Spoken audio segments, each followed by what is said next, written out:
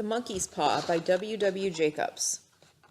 Without, the night was cold and wet, but in the small parlor of Lakesnam Villa the blinds were drawn and the fire burned brightly. Father and son were at chess, the former, who possessed ideas about the game involving radical changes, putting his king into such sharp and unnecessary perils that it even provoked comment from the white-haired old lady knitting placidly by the fire. "Hark at the wind," said Mr. White, who, having seen a fatal mistake after it was too late, was amiably desirous of preventing his son from seeing it. "I'm listening," said the latter, grimly surveying the board as he stretched out his hand. "Check." "I should hardly think that he'd come tonight," said his father, with his hand poised over the board. "Mate," replied the son. "That's the worst of living so far out," bawled Mr. White, with sudden and unlooked-for violence. "Of all the beastly, slushy, out-of-the-way places to live in, this is the worst. Pathway's a bog, and the road's a torrent. I don't know what people are thinking about.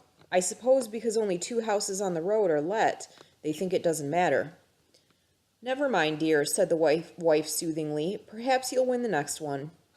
Mr. White looked up sharply, just in time to intercept a knowing glance between mother and son. The words died away on his lips, and he hid a guilty grin in his thin gray beard.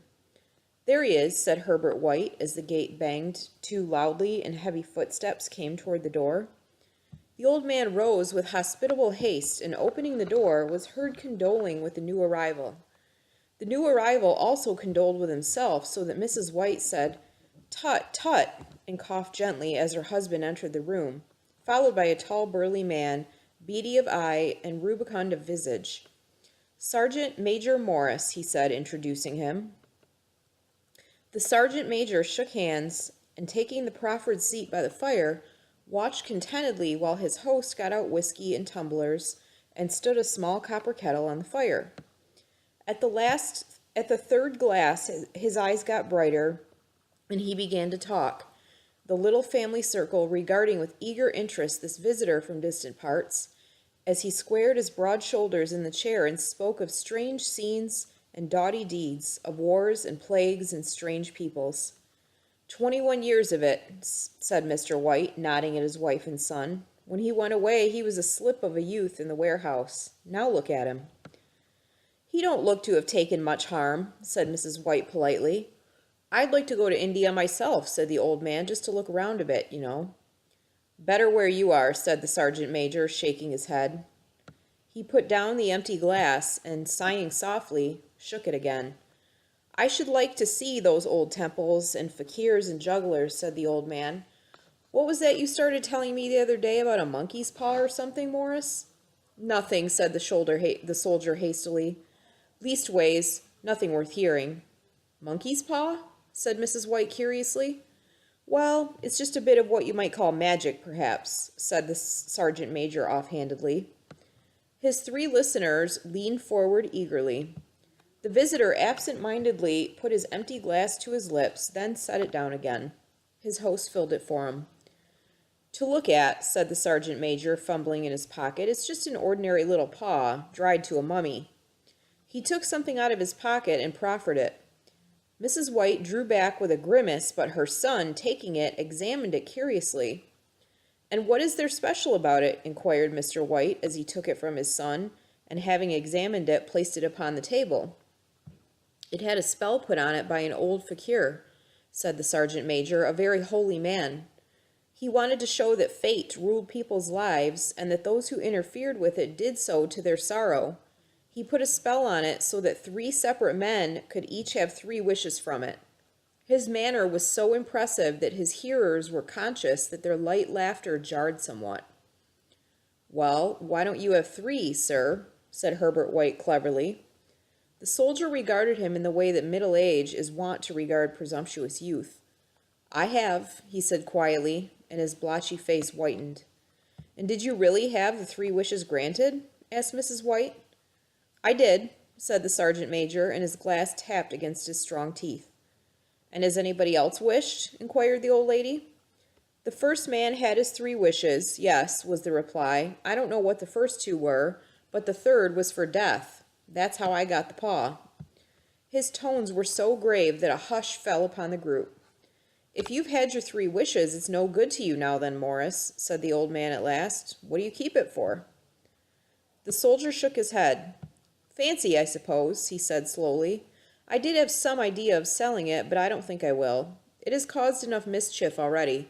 Besides, people won't buy. They think it's a fairy tale, some of them, and those who do think anything of it want to try it first and pay me afterward. If you could have another 3 wishes, said the old man, eyeing him keenly, would you have them?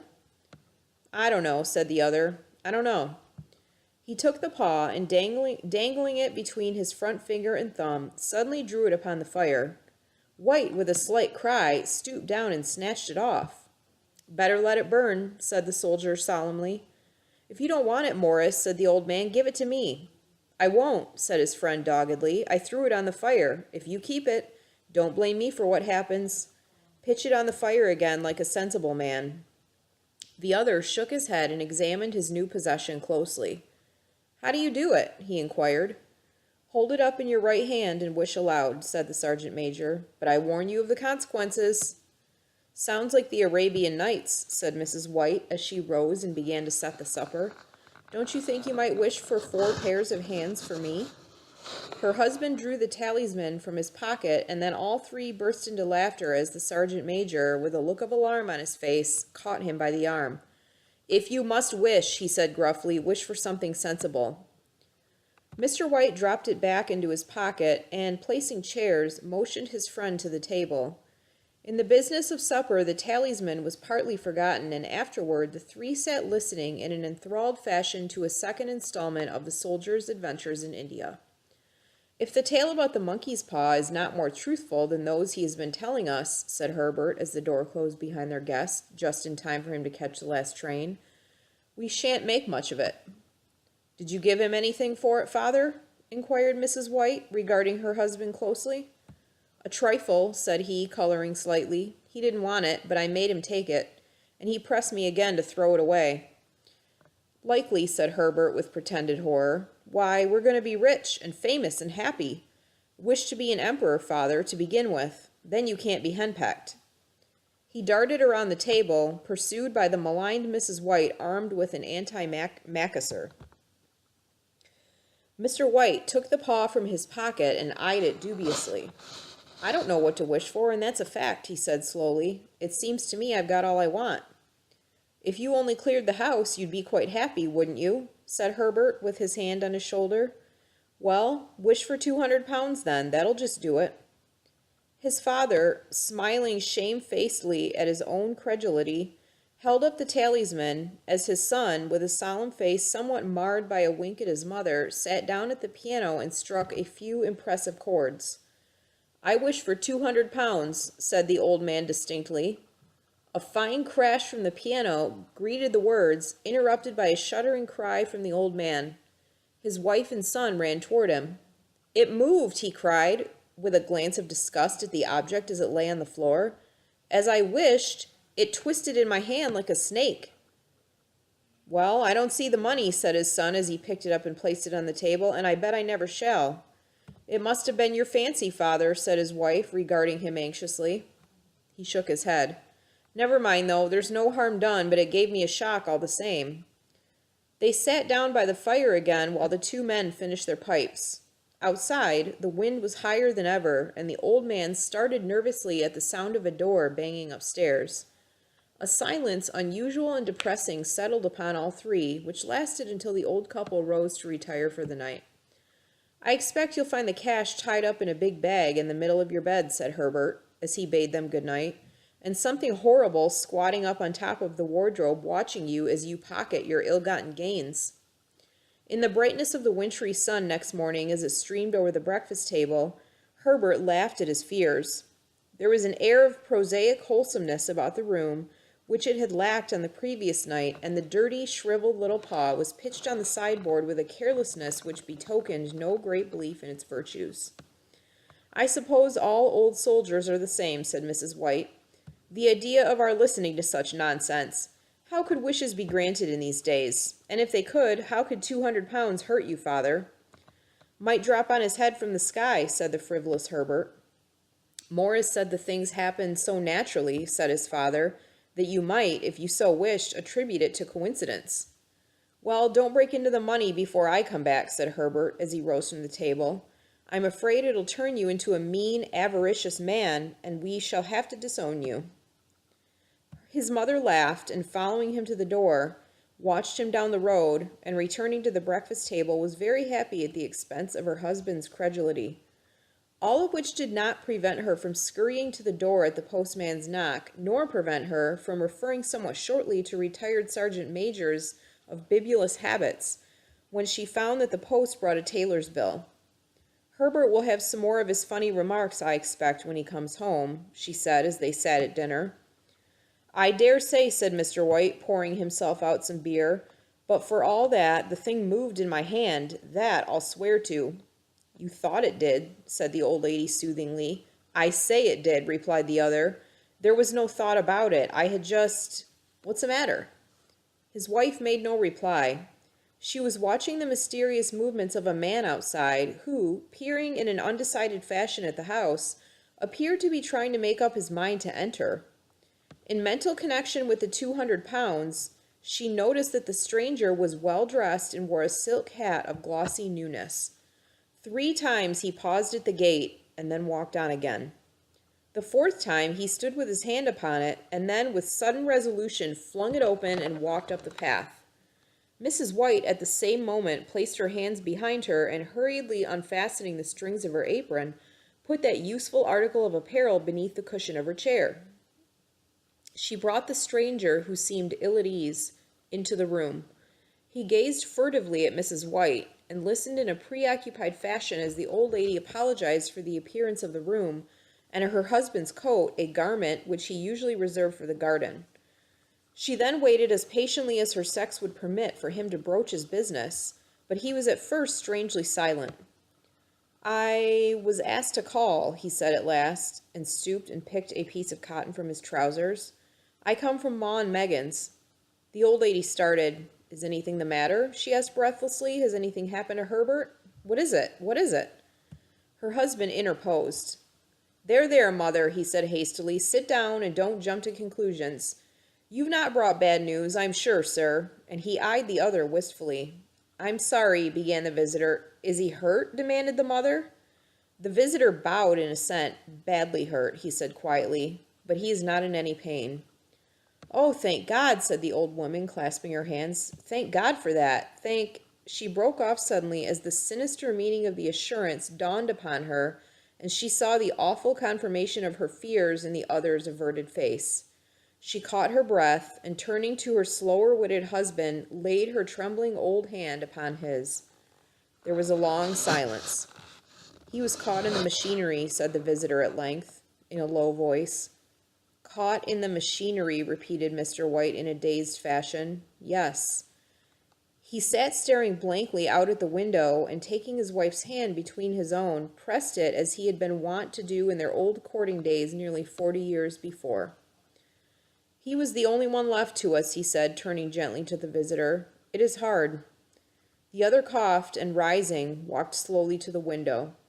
The firm wished me to convey their sincere sympathy with you in your great loss, he said, without looking around. I beg that you will understand I am only their servant and merely obeying orders.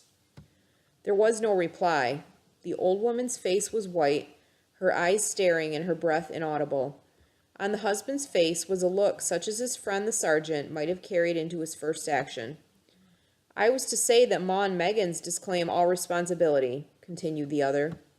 They admit no liability at all, but in consideration of your son's services, they wish to present you with a certain sum as compensation.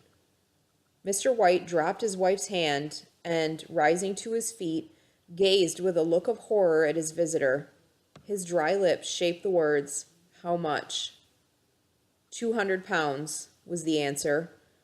Unconscious of his wife's shriek, the old man smiled faintly, put out his hands like a sightless man, and dropped a senseless heap to the floor. In the huge new cemetery some 2 miles distant, the old people buried their dead and came back to a house steeped in shadow and silence.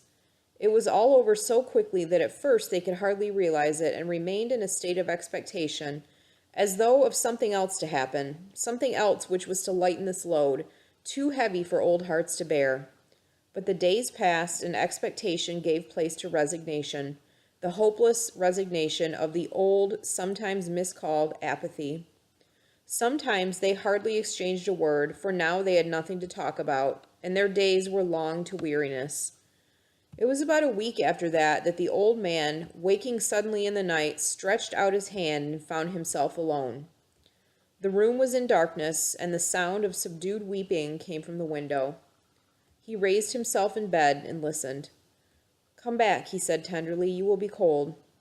"It is colder for my son," said the old woman, and wept afresh. The sound of her sobs died away on his ears. The bed was warm and his eyes heavy with sleep. He dozed fitfully and then slept until a sudden cry from his wife awoke him with a start. "The monkey's paw!" she cried wildly. "The monkey's paw!" He started up in alarm. "Where? Where is it? What's the matter?" She came stumbling across the room toward him. "I want it," she said quietly. "You've not destroyed it?"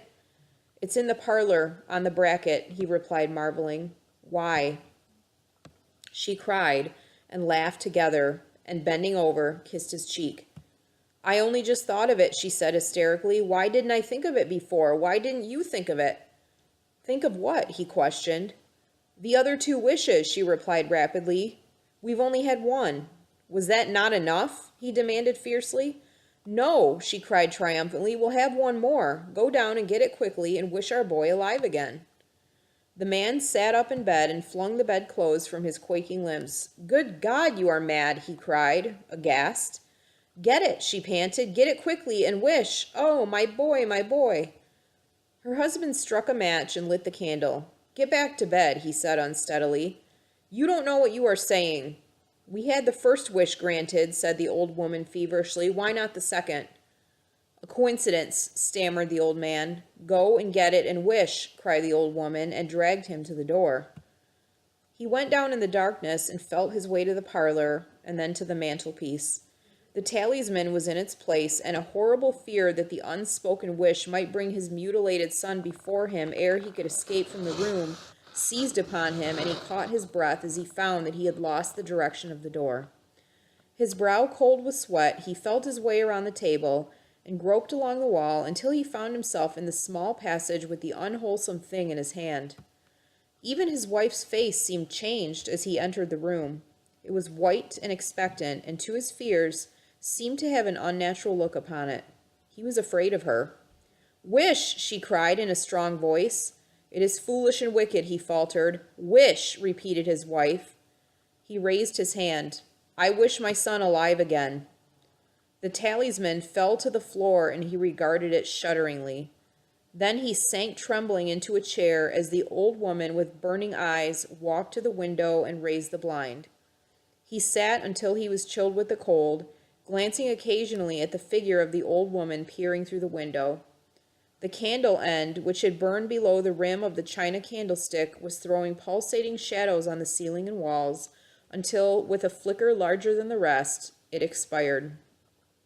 The old man, with an unspeakable sense of relief at the failure of the talisman, crept back to his bed, and a minute or two afterward the old woman came silently and apathetically beside him. Neither spoke, but both lay silently listening to the ticking of the clock. A stair creaked, and a squeaky mouse scurried noisily through the wall. The darkness was oppressive, and after lying for some time screwing up his courage, the husband took the box of matches and, striking one, went downstairs for a candle. At the foot of the stairs the match went out, and he paused to strike another, and at the same moment a knock, so quiet and stealthy as to be scarcely audible, sounded on the front door. The matches fell from his hand. He stood motionless, his breath suspended until the knock was repeated. Then he turned and fled swiftly back to his room and closed the door behind him. A third knock sounded through the house. "What's that?" cried the old woman, starting up. "A rat," said the old man in shaking tones. "A rat. It passed me on the stairs." His wife sat up in bed listening. A loud knock resounded through the house. "It's Herbert!" she screamed. "It's Herbert!" She ran to the door, but her husband was before her, and catching her by the arm, held her tightly. "What are you going to do?" he whispered hoarsely. "It's my boy, it's Herbert," she cried, struggling mechanically. "I forgot it was 2 miles away. What are you holding me for? Let go. I must open the door." "For God's sake, don't let it in," cried the old man, trembling. "You're afraid of your own son," she cried, struggling. "Let me go. I'm coming, Herbert, I'm coming." There was another knock, and another. The old woman, with a sudden wrench, broke free and ran from the room. Her husband followed to the landing and called after her appealingly as she hurried downstairs. He heard the chain rattle back and the bottom bolt drawn slowly and stiffly from the socket. Then the old woman's voice, strained and panting. "The bolt!" she cried loudly. "Come down, I can't reach it." But her husband was on his hands and knees, groping wildly on the floor in search of the paw. If he could only find it before the thing outside got in. A perfect fusillade of knocks reverberated through the house, and he heard the scraping of a chair as his wife put it down in the passage against the door. He heard the creaking of the bolt as it came slowly back, and at the same moment he found the monkey's paw and frantically breathed his third and last wish. The knocking ceased suddenly, although the echoes of it were still in the house. He heard the chair drawn back and the door opened. A cold wind rushed up the staircase, and a long, loud wail of disappointment and misery from his wife gave him courage to run down to her side and then to the gate beyond. The street lamp flickering opposite shone on a quiet and deserted road.